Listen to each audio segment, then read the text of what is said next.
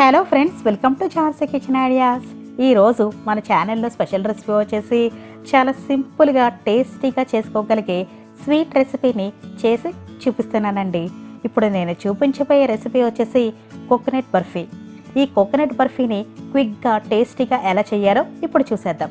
అయితే ఫ్రెండ్స్, ఇప్పుడు నేను చేసే ఈ రెసిపీ మీకు నచ్చితే ఒక లైక్ చేసి సబ్స్క్రైబ్ చేయండి. అలాగే పక్కన ఉన్న బెల్ సింబల్ని క్లిక్ చేయడం మర్చిపోకండి. ముందుగా దీనికోసం 3 కొబ్బరి చెక్కలను తీసుకొని వాటి నుండి కొబ్బరిని సెపరేట్ చేసుకోవాలి. ఇప్పుడు ఈ కొబ్బరిపై ఉండే బ్రౌన్ పార్ట్ని పీలర్తో కానీ నైఫ్తో కానీ మొత్తాన్ని తీసేయాలి. ఈ విధంగా మన బ్రౌన్ పార్ట్ని తీసేయడం వల్ల బర్ఫీ అన్నది చాలా టేస్టీగా ఉంటుంది. అలాగే స్వీట్ కూడా చాలా వైటిష్ కలర్లో ఉంటుంది. ఇలా బ్రౌన్ పార్ట్ని అంతా తీసేసాక కొబ్బరి అంతటిని చిన్న చిన్న పీసెస్గా కట్ చేసుకోవాలి. ఈ విధంగా కట్ చేసుకున్న తర్వాత ఇప్పుడు ఈ కోకోనట్ పీసెస్ని మిక్సీ జార్లో వేసి బాగా మెత్తగా గ్రైండ్ చేసుకోవాలి. ఇలా ఫైన్గా గ్రైండ్ చేసుకున్న ఈ కొబ్బరి తురుముని మనం కరెక్ట్గా మెజర్ చేసుకోవాలండి. ఎందుకంటే మనం ఈ మెజర్మెంట్స్ని బట్టి పంచదార తీసుకోవాల్సి ఉంటుంది. ఇక్కడ నేను తీసుకున్న కొబ్బరికి నాకు 2 కప్పుల కొబ్బరి తురుము వచ్చిందండి. ఈ 2 కప్పులు కొబ్బరి తురుముకి 1 కప్పు పంచదారని తీసుకుంటే తీపి కరెక్ట్గా సరిపోతుంది. ఇప్పుడు స్టవ్ పైన ప్యాన్ పెట్టుకుని ఇప్పుడు ఇందులో గ్రైండ్ చేసి పెట్టుకున్న కొబ్బరి తురుమును వేసి మీడియం ఫ్లేమ్లో 3 నిమిషాల పాటు ఫ్రై చేసుకోవాలి.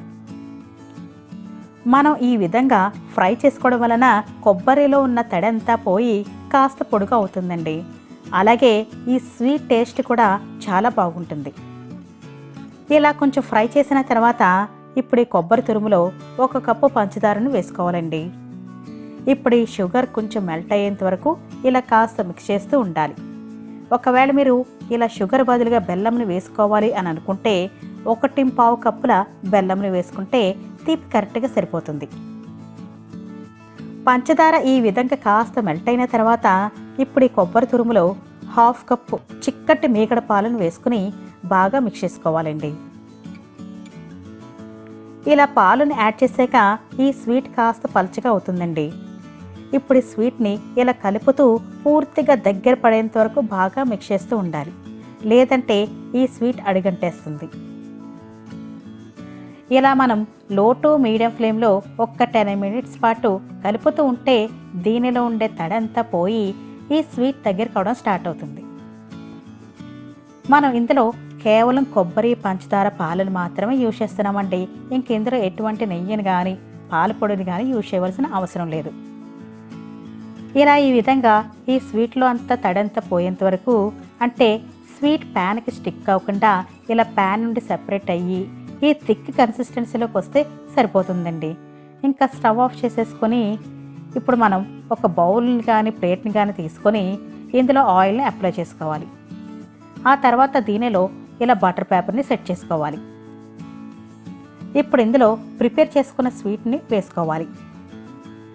నెక్స్ట్ ఇలా స్పూన్తో కానీ స్పాచులాతో కానీ ఈ విధంగా లైట్గా ప్రెస్ చేస్తూ నీట్గా సెట్ చేసుకోవాలండి. ఇలా నీట్గా సెట్ చేసుకున్న తర్వాత ఇప్పుడు ఈ స్వీట్ని పూర్తిగా చల్లారనివ్వాలండి. అప్పుడు ఈ స్వీట్ గట్టి పడిపోతుంది. స్వీట్ పూర్తిగా చల్లారిన తర్వాత చూస్తే ఈ స్వీట్ అన్నది గట్టి పడిపోయిందండి. ఇప్పుడు మనం ఈ స్వీట్ని ఇలా డీమోల్డ్ చేసుకోవాలి. ఇప్పుడు దీనిపై గార్నిషింగ్ కోసం ఇలా సిల్వర్ లీవ్స్ని అప్లై చేస్తున్నానండి. మీ దగ్గర ఈ ఎడిబుల్ ఫాయిల్ లేకపోతే డ్రై ఫ్రూట్స్ని చిన్నగా చాప్ చేసి స్ప్రెడ్ చేసేసుకుని ప్రెస్ చేసుకుంటే సరిపోతుంది. ఇలా అరేంజ్ చేసుకున్న తర్వాత ఈ స్వీట్ని కట్ చేసుకుని సర్వ్ చేసుకోవడమే. ఇలా చాలా టేస్టీగా, ఈజీగా మనం ఈ కోకోనట్ బర్ఫీని క్విక్గా ప్రిపేర్ చేసేసుకోవచ్చు. ఏదైనా స్వీట్ క్విక్గా చెయ్యాలి అనుకున్నప్పుడు ఇలా ఈ కోకోనట్ బర్ఫీని ట్రై చేయండి. చాలా చాలా టేస్టీగా ఉంటుంది. సో ఫ్రెండ్స్, ఈ వీడియో కనుక మీకు నచ్చితే లైక్ చేసి మీ ఫ్యామిలీ అండ్ ఫ్రెండ్స్తో షేర్ చేసుకోండి. అలాగే మీరు కానీ మా ఛానల్కి ఫస్ట్ టైం వచ్చి ఉంటే please subscribe to my channel.